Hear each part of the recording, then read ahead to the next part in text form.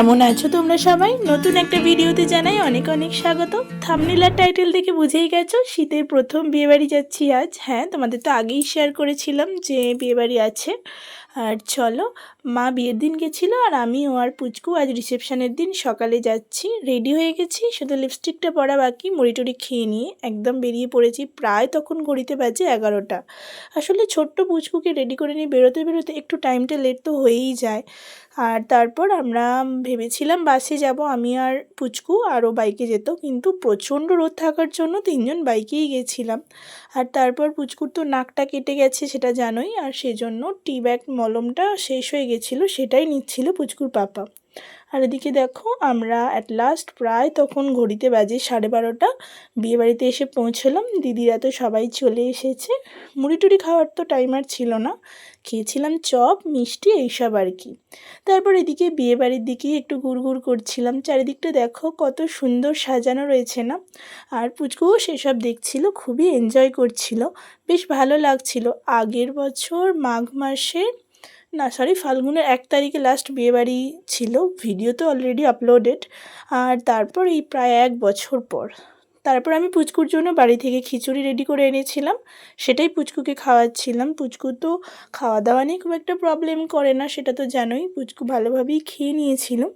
তারপর গিয়েছিলাম আমরা খাওয়া দাওয়া করতে। আর খাওয়া দাওয়া কী করলাম সেটা তোমাদের সাথে অন্য কোনো ভিডিওতে শেয়ার করব। তারপর খাওয়া দাওয়ার পর এদিকে পুচকুর দাদার সঙ্গে এখানে ডেকোরেট হচ্ছিল কোণে বসার জায়গাটা, সেটাই দেখছিল।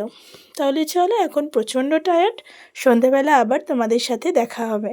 অবশ্যই আমার সাথে থাকো আর পুরো ভিডিওটা দেখতে থাকো, আশা করি ভালো লাগবে।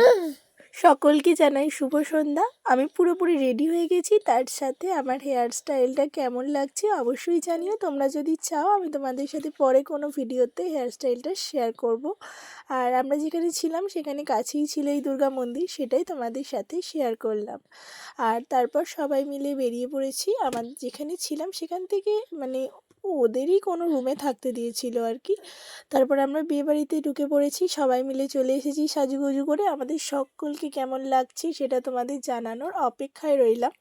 আর তারপর এইদিকে দেখো পুচকুর পাপা, সাথে রয়েছে ভাগনা, দিদি, আমি, ব্যাস। তাহলে চলো বিয়েবাড়ির ভেতরে যাওয়া যাক, তারপর তো সব কিছু তোমাদের সাথে শেয়ার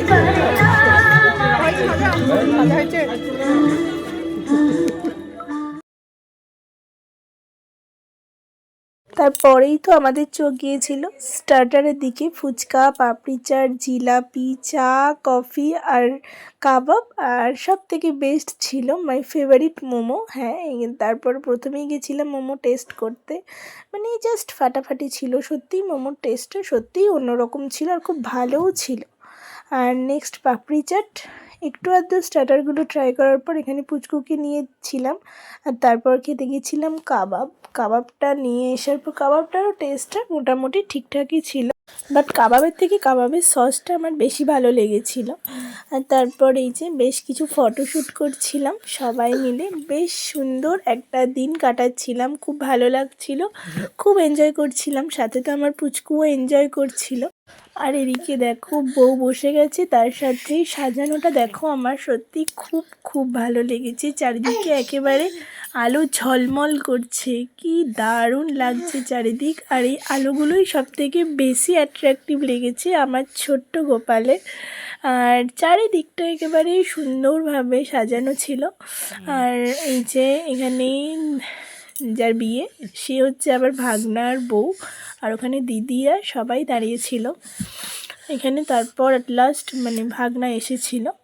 আর তারপরেই এখানে কনেযাত্রীর লোক ঢুকছিল তত্ত্ব নিয়ে, মানে ফুলসজ্জায় যারা আসে রিসেপশানে কনের বাড়ির থেকে, তারা অনেক কিছু তত্ত্ব সাজিয়ে নিয়ে এসেছিলো, সেগুলো তোমাদের সাথে সামনে থেকে আমি আর শেয়ার করতে পারলাম না। তারপর গিয়েছিলাম খেতে, খাওয়ার ভিডিও তোমাদের সাথে নেক্সট ভিডিওতে শেয়ার করব। আশা করি ভিডিওটা ভালো লাগলে অবশ্যই like, comment, share and subscribe to my channel. দেখা হবে নেক্সট ভিডিওতে, ততক্ষণের জন্য সকলের সুস্থতা কামনা করে ভিডিওটা শেষ করলাম।